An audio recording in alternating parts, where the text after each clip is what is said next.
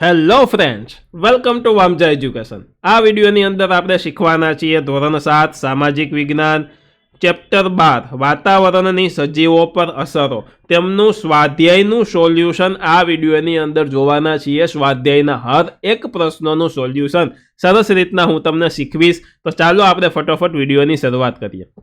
પરંતુ સૌથી પહેલાં તમારે વિડીયોને લાઇક કરી અને તમારી હાજરી આ વિડીયોની અંદર પુરાવી દેવાની છે અને સરસ મજાની કોમેન્ટ કરી દેવાની છે। જે કોઈ સબસ્ક્રાઇબ ન કરેલું હોય તો સબસ્ક્રાઇબ ચોક્કસથી કરી દે।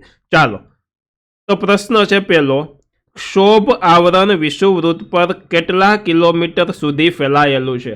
આ તમામ વસ્તુની આપણે સમજૂતીવાળા વિડીયોમાં બધી જ વસ્તુ ડિટેલમાં સમજ્યા છીએ। જો તમે તે વિડીયો ન જોયો હોય તો ચોક્કસથી આ સમજૂતીનો વિડીયો જોજો। આખો પાઠ મેં વ્યવસ્થિત શીખવ્યો છે।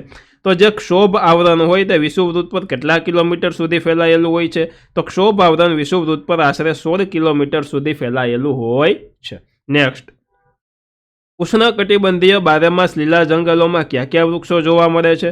તો ઉષ્ણકટિબંધીય બારેમાસ લીલા જંગલોમાં રોઝવુડ, એમના પછી અબનુસ, પછી મેહોગની, રબર વગેરે જેવા જોવા મળે છે। એમના પછી શંકુદ્રમના જંગલોમાં કયા કયા પ્રાણી વધુ જોવા મળે છે? તો શંકુદ્રમના જંગલોમાં વાંદરા, એમના પછી ધ્રુવીય એટલે કે સફેદ રીંછ, કસ્તુરી મૃગ, યાક, વરુ વગેરે પ્રાણીઓ છે તે વધારે જોવા મળતા હોય છે। નેક્સ્ટ, ચોથો પ્રશ્ન, રણ પ્રદેશના લોકો સતત ઉડતી રેતીથી બચવા માટે કેવો પોશાક પહેરે છે? તમે જોયું હોય કે દુબઈના શેખ લોકો હોય તે માથે કપડું બાંધેલું હોય, બરોબર, કારણ કે અહીંયા રેતી છે એટલે રેતીથી બચવા માટે એવા વસ્ત્ર પહેરે। તો રણ પ્રદેશના લોકો સતત ઉડતી રેતીથી બચવા માટે રૂમાલ કે પાઘડી બાંધે છે અને શરીરે ખુલતા વસ્ત્રો પહેરે છે। ખુલતા વસ્ત્રો તે પહેરતા હોય છે। પાંચમું, નૈઋત્યના પવનો કોને કહેવાય છે? તો ઉનાળાના મોસમી પવનો એ નૈઋત્ય દિશામાંથી વાતા હોવાથી તેને નૈઋત્ય પવનો કહેવામાં આવે છે। ચાલો, ક્વેશ્ચન 2, ટૂંક નોંધ લખો। સમશીતોષ્ણ ઘાસના મેદાનો, તેમની આપણે ટૂંક નોંધ લખવાની છે। તો ચાલો લખીએ। તો સમશીતોષ્ણ ઘાસના મેદાનો પૃથ્વીના સમ આબોહવા ધરાવતા ખંડોના મધ્ય ભાગમાં આવેલા છે। આ મેદાનોમાં ટૂંકું અને પૌષ્ટિક ઘાસ થાય છે અને ગુજરાતમાં ભાવનગર, વેરાવદર અને કચ્છના બંને વિસ્તારમાં આ પ્રકારનું ઘાસ છે તે થાય છે, ઘાસ જોવા મળે છે। અને આ પ્રદેશમાં જંગલી ભેંસ, બાયસન અને કાળિયાર જેવા પ્રાણીઓ જોવા મળે છે।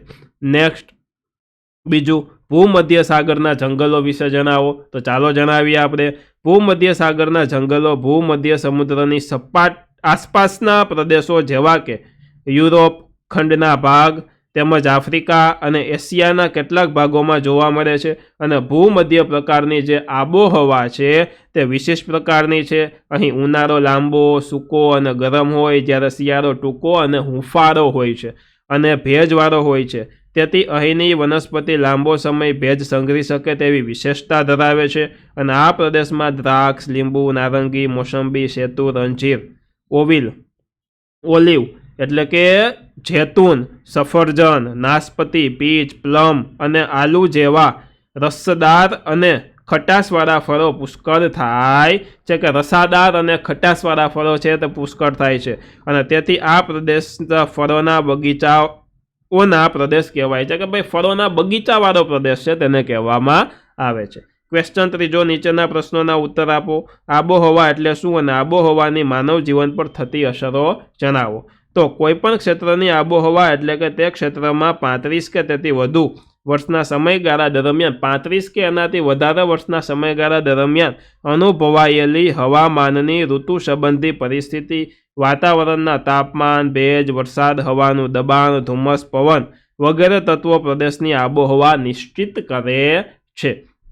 આબોહવાની માનવ જીવન પર થતી અસરો જોઈએ તો કોઈપણ પ્રદેશમાં આબોહવાની સીધી અસર એ પ્રદેશના લોકોના ખોરાક, પોશાક, રહેઠાણ વગેરે ઉપર થાય છે। કોકની આબોહવા ઠંડી હોય તો આપણે ખોરાકમાં એ પ્રકારનું વસ્તુ લેતા હોઈએ, બરોબર, એટલે કે ખોરાક, પોશાક અને રહેઠાણ ઉપર ડાયરેક્ટ તેમની અસર થાય છે। બીજું, વધુ વરસાદવાળા પ્રદેશના ઘરોના છાપરા તીવ્ર ઢોળાવવાળા હોય છે, જ્યારે ઓછા વરસાદવાળા પ્રદેશોના મકાનો ઓછા ઢોળાવ અને સપાટ છાપરાવાળા હોય છે। જે તે પ્રદેશના લોકો છે તે પોતાને ત્યાં થતા ખેતી પાકોને ખોરાકમાં લે છે। દાખલા તરીકે મેદાની પ્રદેશના લોકો ખોરાકમાં ઘઉં લે છે, જ્યારે પર્વતીય પ્રદેશના લોકો ખોરાકમાં મકાઈ લે છે। ચોથું, જે પ્રદેશમાં ઠંડી વધારે પડે છે ત્યાંના લોકો આખું શરીર ઢંકાય તેવા ઊની કપડાનો પોશાક પહેરે છે, દાખલા તરીકે લદ્દાખના લોકો। પાંચમું, ગરમ આબોહવા ધરાવતા પ્રદેશોના લોકો સુતરાઉ અને ખુલ્લો પોશાક પહેરે છે, દાખલા તરીકે દક્ષિણ ભારતના લોકો છે તે દક્ષિણ ભારતના લોકો। ગરમ રણ પ્રદેશના લોકો સતત ઉડતી રેતી સામે રક્ષણ મેળવવા માટે માથે રૂમાલ કે કપડું વીંટાળે છે। હમણાં આપણે આગળ જોયું હતું આ વસ્તુ, દાખલા તરીકે સાઉદી અરેબિયાના લોકો। સાતમું, અત્યંત ગરમ અને ભેજવાળી આબોહવાવાળા પ્રદેશના લોકો સ્વભાવે આળસુ હોય છે, જ્યારે સમશીતોષ્ણ કટિબંધના પ્રદેશોમાં આબોહવા ખુશનુમા હોવાથી અહીંના લોકો સ્વભાવે મહેનતુ હોય છે। આઠમું, લોકો મોટા ભાગે આબોહવા મુજબ ઉત્સવો ઉજવે છે। ભારત જેવા મોસમી આબોહવાવાળા પ્રદેશોમાં વર્ષા ઋતુ સિવાયના સમયમાં વિવિધ સામાજિક પ્રસંગોની ઉજવણીનું પ્રમાણ વધારે જોવા મળે છે। વર્ષા ઋતુમાં ઓછું જોવા મળે, બાકીના જે સમય હોય છે તેમાં વધારે જોવા મળે છે। ક્વેશ્ચન 2, ઉષ્ણકટિબંધીય બારેમાસ લીલા જંગલો વિશે જણાવો। તો ચાલો ફટાફટ જણાવીએ। તો ઉષ્ણકટિબંધીય બારેમાસ લીલા જંગલોને ઉષ્ણકટિબંધીય વરસાદી જંગલો કહે છે, અને આ જંગલો ઘટાદાર હોય છે।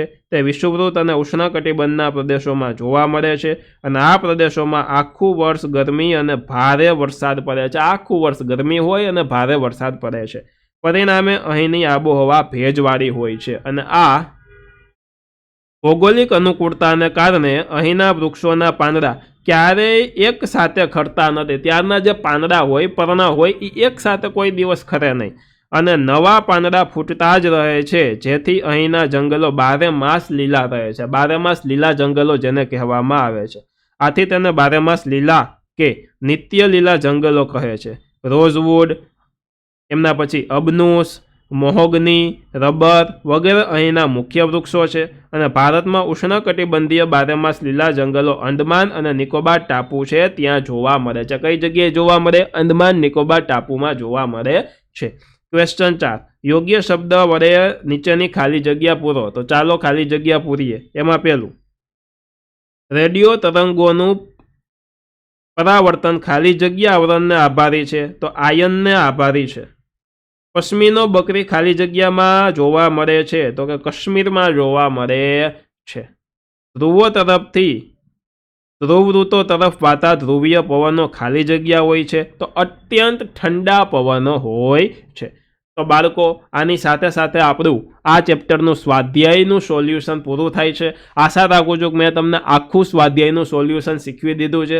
જો તમને મજા આવી હોય તો ચોક્કસથી તમારા વિડીયોને લાઇક કરવાનો છે, ચેનલને સબસ્ક્રાઇબ કરવાની છે, અને સરસ મજાની કોમેન્ટ કરવાની છે કે તમારે બીજા કયા વિડીયોઝ જોવા છે, ચોક્કસથી કોમેન્ટ કરીને જણાવો। ધન્યવાદ।